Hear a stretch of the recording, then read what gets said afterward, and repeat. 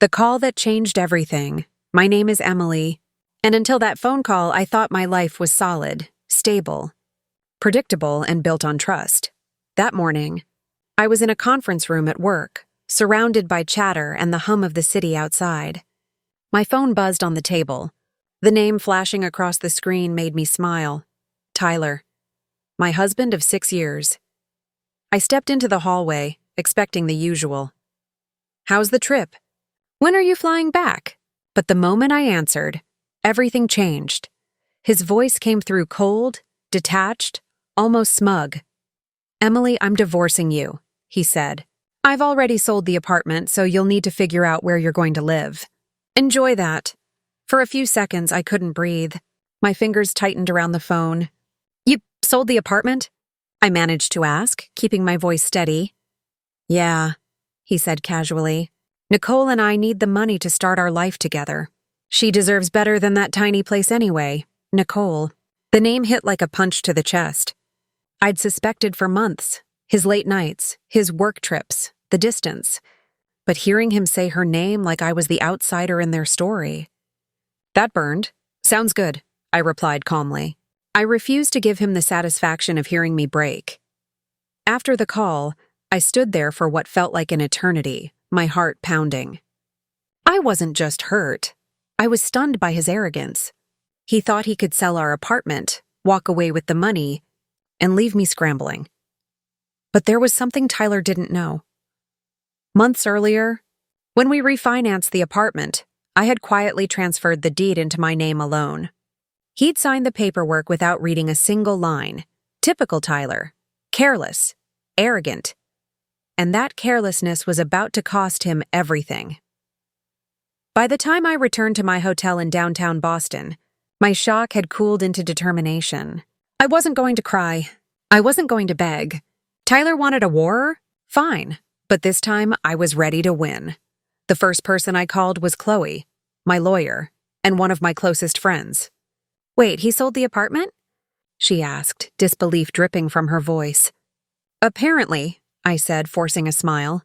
"He thinks he's already spent the money on his new life with Nicole." Chloe exhaled sharply. "Then he's in for a rude awakening. The sale is invalid, Em. You're the sole owner.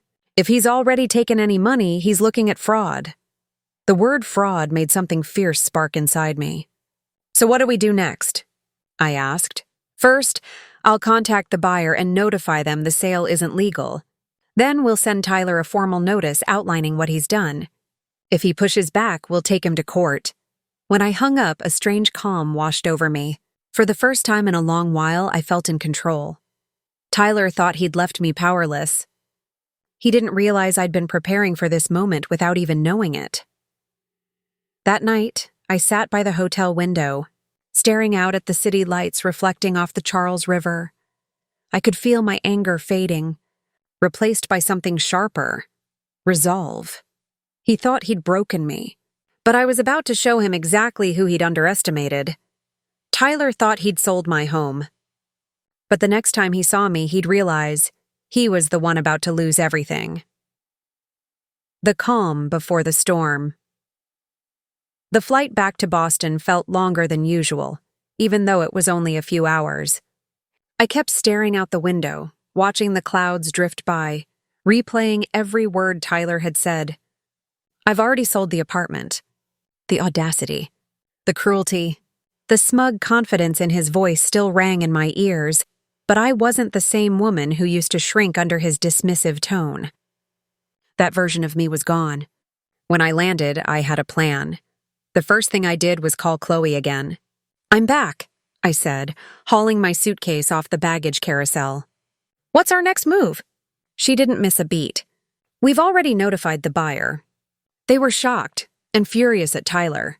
They're willing to cooperate with us. As for him, I sent a formal letter this morning outlining the illegality of the sale, your sole ownership, and the potential for fraud charges.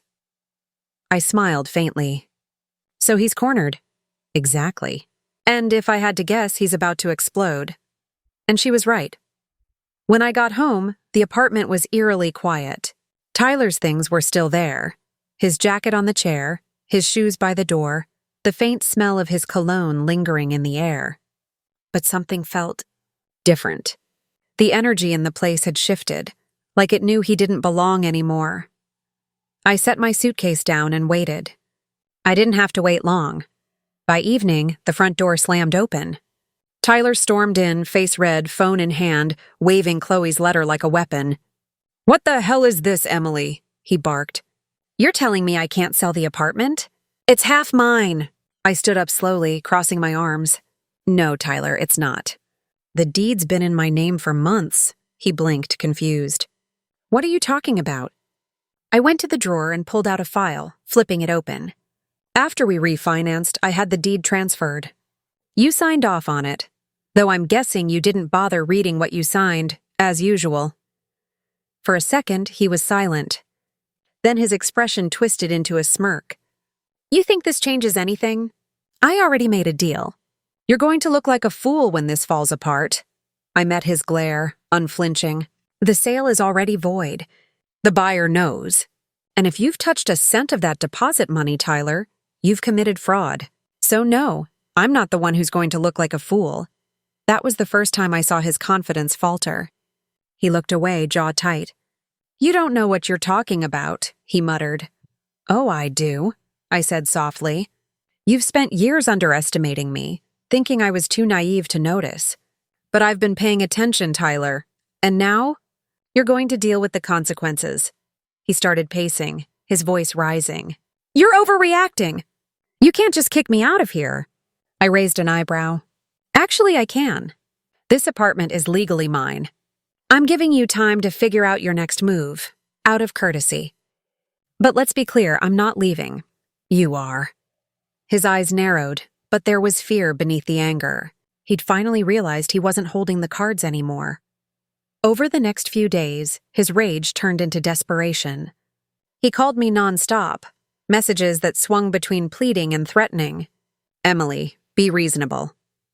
You're ruining both our lives. You'll regret this." But I didn't regret it. I'd spent too many years walking on eggshells, letting him dictate how I should feel, live, and love. That was over. Meanwhile, Chloe worked behind the scenes, tying up every loose end. The buyer rescinded their offer and filed a complaint against Tyler for misrepresentation. Chloe prepared the preliminary divorce paperwork, ensuring I was protected from every angle. During one of our meetings, she smiled at me across her desk. "You're in a strong position, Emily. He has no leverage. Between the voided sale and potential fraud, he'll have to cooperate. You're finally in control." For the first time, those words didn't scare me. They felt right. That night, my best friend Lauren came over. We boxed up Tyler's things, his old football jerseys, his video game collection, even that ridiculous lava lamp he refused to throw out. Lauren smirked as she tossed one of his ties into the box. "How's he taking all this?" "Not well," I said, laughing for the first time in days. "He still thinks he can talk his way out of it." "Let him try," she said. "He doesn't deserve another second of your space or your peace."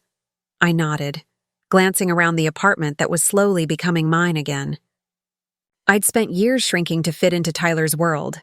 But now, piece by piece, I was taking it back. I thought Tyler had hit rock bottom. But then he brought her to my apartment. That's when I realized he wasn't done trying to destroy me. The day he brought her home. A few days after our confrontation, I thought the worst was over. Tyler had gone quiet. No angry calls, no dramatic messages. The silence was almost suspicious, but I took it as peace. I focused on work, therapy, and rebuilding a sense of normalcy. Then, on a gray Saturday afternoon, it happened. I was sitting at the dining table, sorting through paperwork with a cup of coffee when I heard the front door unlock. I frowned. Tyler still had a key, but he wasn't supposed to be here. The door swung open, and there he was. But he wasn't alone. A tall, perfectly dressed woman stood beside him, clutching her designer purse like she already owned the place. "Nicole." My chest tightened, but I didn't move. "So this is where we're staying?" she said, scanning the room with a smug smile. "Cute. A bit small, but I guess it'll do." I set my papers down, slowly standing. "Excuse me?" She blinked as if my presence was an inconvenience. Tyler said we could move in for a bit. You know, while he figures out the next place. I stared at her, then at him. He looked nervous but tried to cover it with false confidence. Emily, we need to talk, he started. No, I interrupted. We don't. This is my home, Tyler, not yours. And definitely not hers. Nicole laughed, a sharp, condescending sound. You can't be serious. Tyler told me this was his apartment. He said you were out. My heart pounded, but my voice stayed calm. He lied. Again. The deed is in my name, and you are not welcome here. Her smile faltered, and she looked at Tyler, eyes narrowing. What's she talking about? He tried to wave it off. It's complicated. I stepped closer. It's actually not. Tyler tried to sell this apartment behind my back, but since he doesn't legally own it, that sale was void. And now he's trying to play house with you in a place that's mine. Nicole's face drained of color. Wait, are you saying he lied about selling it? Yes, I said plainly. He forged his way through a fake deal and almost got charged with fraud. She turned to him, her voice rising. Fraud? Are you kidding me? You said you had everything handled. He lifted his hands defensively. Nicole, calm down. I just need time to— No, I cut in firmly. You need to leave. Both of you. Today. Nicole's eyes flickered between us. Fury, embarrassment, betrayal. You told me you had money from the sale, she hissed. You said this was your place. Tyler's composure shattered. I can explain. But she was already backing away. You can explain to someone else. I'm not getting dragged into your mess. And just like that, she turned and stormed out. The door slammed behind her, leaving Tyler standing there, pale, sweating, and defeated. I folded my arms. Looks like you're on your own now. He exhaled shakily, his voice trembling. Emily, please. I screwed up, I know that, but you don't have to do this. Oh, but I do, I said, reaching for a folder on the kitchen counter. I placed it on the table between us. These are the divorce papers. My lawyer drafted them. Sign them and we can both move on. He stared at the papers like they were poison. You really hate me that much? I let out a bitter laugh. Hate you? No, Tyler, I pity you. You had everything. A woman who loved you, a home we built together, and you threw it all away because you couldn't see past your own ego. His shoulders slumped. I don't have anywhere to go, he whispered. That's not my problem anymore, I said softly. You told me you were divorcing me. You laughed about it, remember? You said you'd already sold the apartment, that I'd have to figure out where to live. So now it's your turn to figure it out. For a long moment, he just stood there, staring at me like he didn't recognize who I'd become. Maybe he didn't. Because the Emily standing before him wasn't the woman he used to manipulate. He finally muttered, "Fine," and walked toward the door. Tyler, I called out as he reached for the handle. He turned, eyes heavy with regret. Don't even think about trying anything else. Chloe's handling everything now, and if you cross a line again, I will press charges. He nodded silently and stepped out. The door closed with a soft click, the sound of finality. For a long time, I just stood there, breathing in the silence. It was strange how quiet peace could be. For the first time in years, my apartment, my home, felt like mine again. I locked the door with the new key I'd had made and whispered to myself, never again. Tyler was finally gone. Or so I thought. But letting go of the past isn't always that simple, especially when the past refuses to let go of you. Reclaiming what was mine. When Tyler finally walked out of my apartment, the silence that followed was almost unreal. For the first time in years, I could actually breathe. No more arguments echoing through the halls. No more tension hanging over me like a fog. Just me, my thoughts, and the faint hum of the Boston streets below. That night, I sat on the couch with a glass of wine, staring at the empty space where his things used to be. His oversized gaming chair, his cluttered shelves of trophies and old electronics, that awful coffee table he refused to get rid of. The apartment looked cleaner, lighter. It was mine again. The next day, Lauren showed up at my door with takeout and a smile. So he's really gone? She asked. stepping inside and glancing around. "Gone and not coming back," I said, handing her a glass. "I gave him until the end of the day to pack." He didn't argue. She raised her glass toward me. "To fresh starts and well-deserved victories." I clinked my glass against hers. "To never letting someone walk all over me again." Over the next few days, I started reclaiming my space, one small step at a time. I moved furniture, added soft lighting, replaced Tyler's dark, heavy decor with bright colors that actually made me feel at peace. Every change felt like shedding a piece of my old life. When Chloe called to update me on the legal side of things, I felt a new sense of control I hadn't known before. "The fraud charges are off the table," she said. "The buyer decided not to pursue them, but the divorce paperwork is moving smoothly. Once Tyler signs, you'll officially be free." That word, free, made my chest tighten in the best way. It wasn't just about the divorce.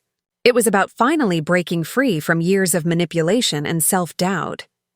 Tyler, of course, didn't take it well. He started texting me, long, rambling messages that swung between apology and blame. "I made a mistake, Emily. Can we at least talk about this?" "You're going to ruin me. Is that what you want?" For once, I didn't reply. I didn't owe him closure, explanation, or forgiveness. Instead, I poured my energy into rebuilding myself. I took long walks along the Charles River, reconnected with old friends, and even signed up for a pottery class, something I'd wanted to do for years but never did, because Tyler thought it was a waste of time. The funny thing was, the more distance I put between myself and him, the clearer everything became. I could finally see how much I'd twisted myself to fit into his idea of what a good wife should be. Quiet, agreeable, dependent. That version of me didn't exist anymore.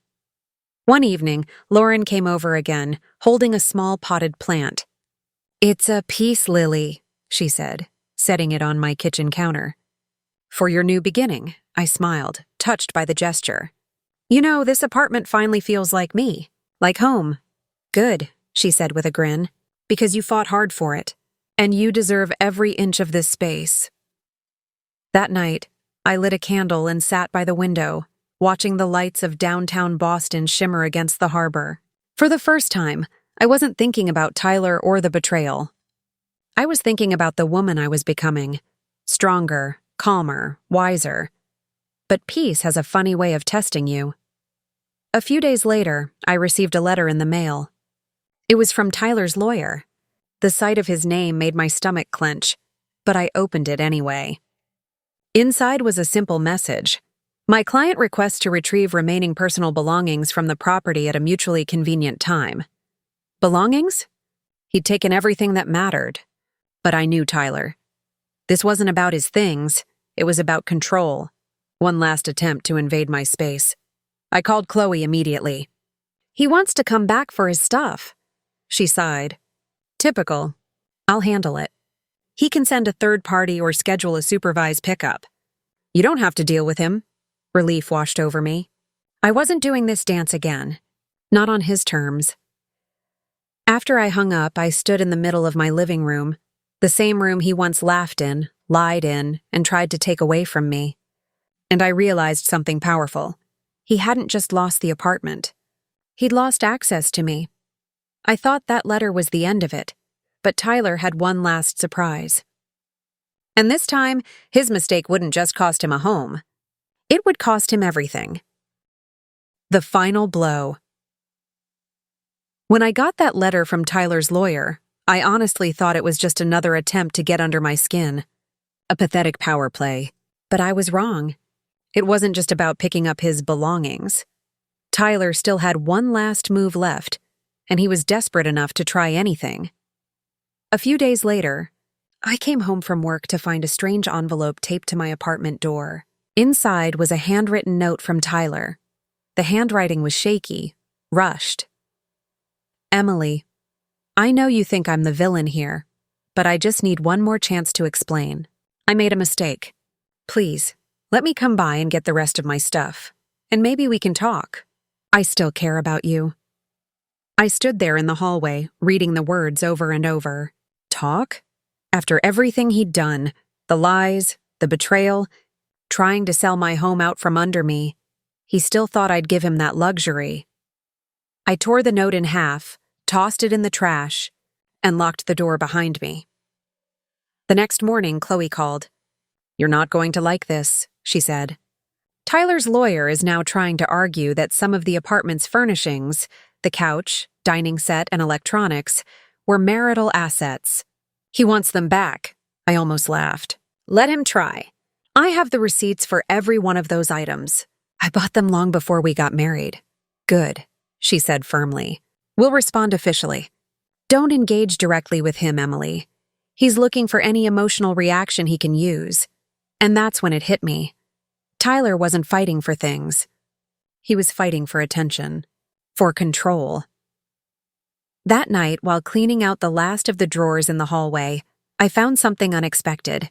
A small flash drive labeled Home Finances. My stomach dropped. It was one of Tyler's old drives, something he'd always kept off limits.